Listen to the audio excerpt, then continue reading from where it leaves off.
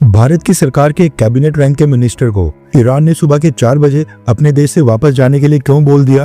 वो कौन सा देश है जिसने साल 2025 में अमेरिका से भी ज्यादा इंडियंस को डिपोर्ट करके भारत वापस भेजा है? इसके पीछे क्या पॉलिटिक्स है और इसरो ने सबसे ज्यादा कौन सी कंट्रीज की सैटेलाइट को लॉन्च किया है? इसके अलावा भी काफी सारी इंपॉर्टेंट अपडेट्स आ रही हैं जो आपको मेन स्ट्रीम के न्यूज चैनल्स के ऊपर बिल्कुल देखने को नहीं मिलेंगी, इसलिए इस वीडियो को एंड तक देखिएगा। सबसे पहले बात करते हैं भारत के उन लोगों के बारे में जिनको दुनिया की दूसरी कंट्री से डिपोर्ट करके भारत वापस भेज दिया गया था। रेफरेंस के लिए आपकी स्क्रीन के ऊपर आर्टिकल का स्क्रीनशॉट है। जब भी कोई देश किसी व्यक्ति को डिपोर्ट करके भारत वापस भेजता है तो इंडियन एम्बेसी या फिर कॉन्सुलेट्स के थ्रू भारत के विदेश मंत्रालय को भी इन्फॉर्म करके बताया जाता है कि वो किसी भी व्यक्ति को डिपोर्ट कर रहे हैं। भारत की एम्बेसी या फिर कॉन्सुलेट्स पहले ये कंफर्म करते हैं कि वो व्यक्ति इंडियन नेशनल ही है, उसके बाद डिपोर्टेशन प्रोसेस कंप्लीट किया जाता है। उसी वजह से भारत के विदेश मंत्रालय के पास सारा डेटा होता है कि कौन से देश ने कब और कितने इंडियंस को डिपोर्ट करके वापस से भारत भेज दिया है। विदेश मंत्रालय ने भी यही डेटा आज देश को राज्यसभा में सबमिट किया है, जिसमें बताया गया है कि साल 2025 में अभी तक 24,600 इंडियंस को फॉरेन कंट्री से डिपोर्ट करके वापस से भारत भेजा गया है। टोटल 81 कंट्रीज हैं जिन्होंने इंडियंस को डिपोर्ट किया है। 81 कंट्रीज में से सबसे ज्यादा इंडियंस सऊदी अरब से डिपोर्ट हुए हैं। टॉप 5 देश जहां से सबसे ज्यादा इंडियंस को डिपोर्ट किया गया है उनमें सऊदी अरब ने 11,000 से भी ज्यादा इंडियंस को डिपोर्ट करके इस साल वापस से भारत भेजा है। दूसरे नंबर के ऊपर अमेरिका ने 3,800 इंडियंस को डिपोर्ट करके भारत वापस भेजा है।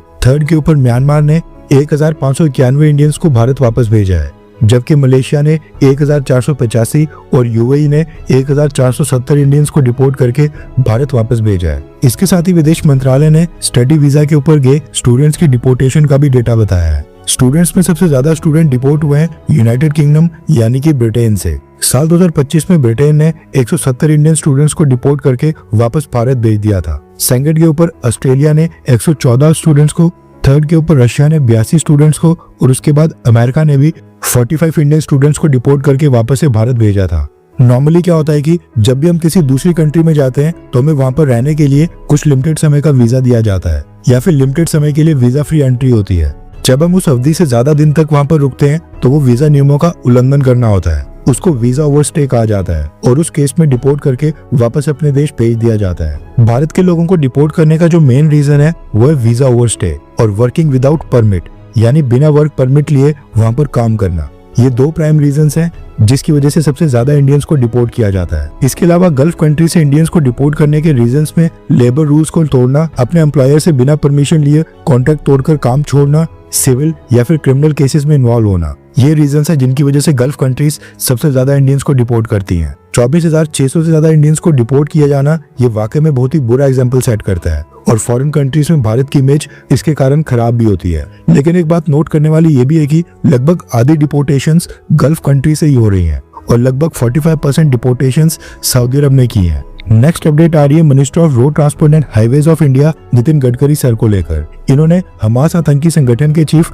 इस्माइल हानिये के साथ एक मीटिंग का एक्सपीरियंस शेयर किया है जो हमने पिछले कल कवर नहीं किया था क्योंकि पिछले कल की वीडियो ऑलरेडी 10 मिनट की कंप्लीट हो गई थी। रेफरेंस के लिए आपकी स्क्रीन के ऊपर आर्टिकल का स्क्रीनशॉट है।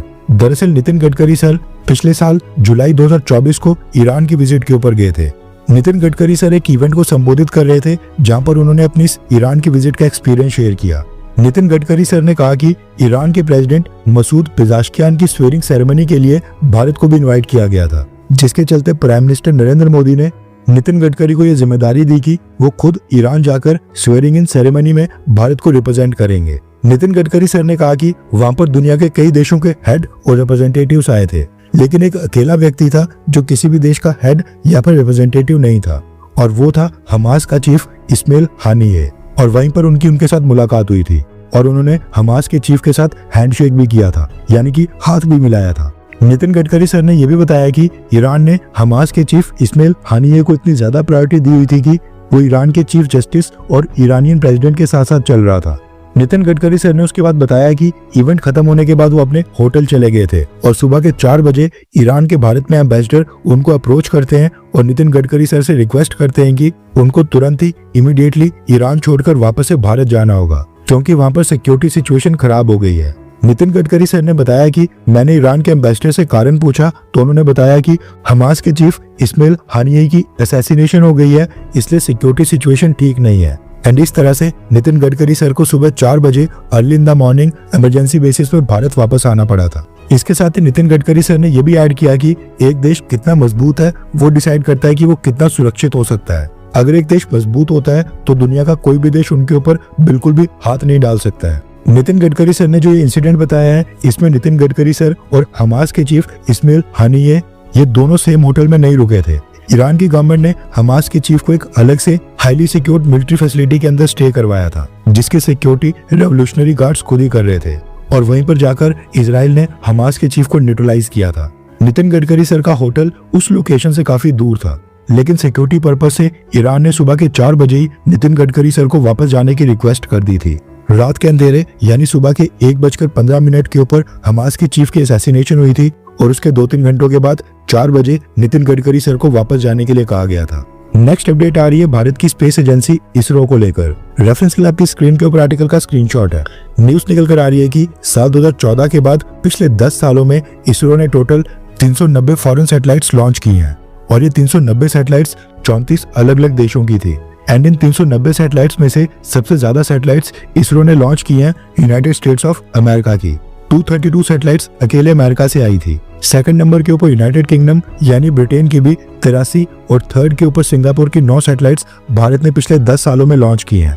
अब ऐसा नहीं है कि अमेरिका के पास मल्टीपल सैटेलाइट्स लॉन्च करने की कैपेसिटी नहीं है, लेकिन मसला ये है कि भारत की स्पेस एजेंसी काफी लो बजट में सैटेलाइट लॉन्च ऑफर करती है। क्विक लॉन्च ऑफर किया जाता है, एंड इसके साथ ही इसरो का ट्रैक रिकॉर्ड वो भी बहुत ही रिमार्केबल है। इसलिए यूएस, ब्रिटिश और कई सारी यूरोपियन कंपनीज कई बार अपनी सैटेलाइट लॉन्च करवाने इसरो के पास ही आती हैं। पिछले 10 सालों में इसरो ने फॉरेन कंट्रीज के सैटेलाइट्स को लॉन्च करके $143 मिलियन और 272 मिलियन यूरोस यानी कि टोटल यूएसडी में $439 मिलियन की कमाई की है, जो कि आज के कन्वर्जन रेट के अकॉर्डिंग 3,950 करोड़ रुपीस बनते हैं।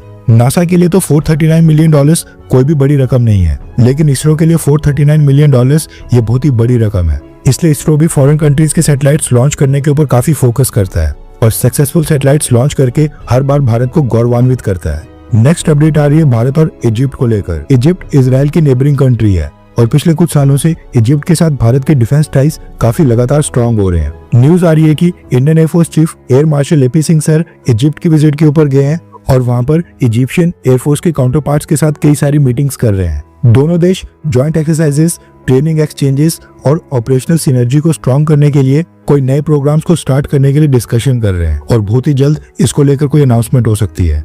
नेक्स्ट अपडेट आ रही है चाइना और अमेरिका को लेकर। अभी तक आपने सुना था कि अमेरिका दूसरी कंट्रीज के ऊपर सैंक्शंस लगाता है, दूसरी कंट्रीज की कंपनीज की प्रॉपर्टीज को सीज करता है, बैंक अकाउंट फ्रीज कर देता है। लेकिन एक बहुत ही बड़े मूव में चाइना ने भी अमेरिका के ऊपर आज तक के सबसे बड़े सैंक्शंस अनाउंस कर दिए हैं। रेफरेंस के लिए आपकी स्क्रीन के ऊपर आर्टिकल का स्क्रीनशॉट है। न्यूज निकल कर आ रही है कि ताइवान को वेपन्स की सेल करने के ऊपर चाइना ने अमेरिका की 20 डिफेंस कंपनीज के ऊपर अचानक से सैंक्शंस लगा दिए हैं। इनमें डिफेंस कंपनीज के साथ साथ डिफेंस रिलेटेड कंपनीज भी हैं। यूएस डिफेंस कंपनीज डायरेक्टली तो चाइना के अंदर प्रेजेंट नहीं है, लेकिन काफी सारी इलेक्ट्रॉनिक कंपोनेंट्स और चिप्स के लिए डिपेंडेंट है। काफी सारा रेयर अर्थ चाइना से ही आता है। एक्सपर्ट्स की माने तो यूएस डिफेंस कंपनीज को इन चाइनीज सैंक्शन से कोई ज्यादा नुकसान तो नहीं होगा, लेकिन चाइना का ये स्टेप दिखाता है कि चाइना अब अमेरिका के सामने अपनी डोमिनेंस को भी शो करने लगा है, अमेरिका की मिलिट्री माइट को चैलेंज कर रहा है। अब कभी ना कभी तो ये होना ही था, लेकिन किसी ने नहीं सोचा था कि ये चीज इतनी जल्दी देखने को मिलेगी। अब चाइना के इन सैंक्शंस के बाद जो भी रेयर अर्थ मिनरल्स और मटेरियल्स डिफेंस मैन्युफैक्चरिंग के अंदर काम आते हैं वो अमेरिका को नहीं मिलेंगे, एटलीस्ट इन 20 कंपनीज को तो नहीं मिलेंगे। अब देखना ये होगा कि चाइना के इन सैंक्शन से अमेरिका को कितना नुकसान होता है और अमेरिका इसके रिप्लाई में क्या करता है। हर 24 घंटे के अंदर जियोपॉलिटिक्स में बड़े फेरबदलाव और उलटफेर हो रहे हैं, और भारत के लिए नए चैलेंजेस आ रहे हैं। कोई देश अपने फैसले से पलट रहा है तो कोई देश ब्लैकमेलिंग के ऊपर उतर आया है। सभी देश एक दूसरे को नीचे लगाने की कोशिश कर रहे हैं। इन सब के बीच हमारा भारत किसी भी देश से पीछे न रह जाए, इसके लिए मोदी सरकार लगातार कोशिशें कर रही है। एंड भारत की foreign policy, defence news, economy और ग्लोबल अफेयर्स का सही एनालिसिस हमारे चैनल इंडियन अफेयर्स का मिशन है, और ये मिशन आपके सपोर्ट के बिना अधूरा है। इंडियन अफेयर्स हिंदी के ऊपर हम सभी फैक्ट्स और डेटा बिल्कुल सरल भाषा में एनालाइज करते हैं, बिना किसी एजेंडा के। अगर आप चाहते हैं कि इंडियन अफेयर्स का सही और ऑथेंटिक एनालिसिस आप तक लगातार पहुंचे, तो इस वीडियो को लाइक करें और हमारे चैनल इंडियन अफेयर्स को सब्सक्राइब करके बेल नोटिफिकेशन ऑन करना मत भूलिए। आपका एक लाइक हमारे चैनल को ग्रो करने में काफी मदद करेगा, और एक सब्सक्राइब ये सुनिश्चित करेगा कि आप किसी भी इंपॉर्टेंट अपडेट को मिस ना करें। अगर आपने हमारे चैनल को पहले से सब्सक्राइब किया है तो दिल से धन्यवाद। जय हिंद, वंदे मातरम।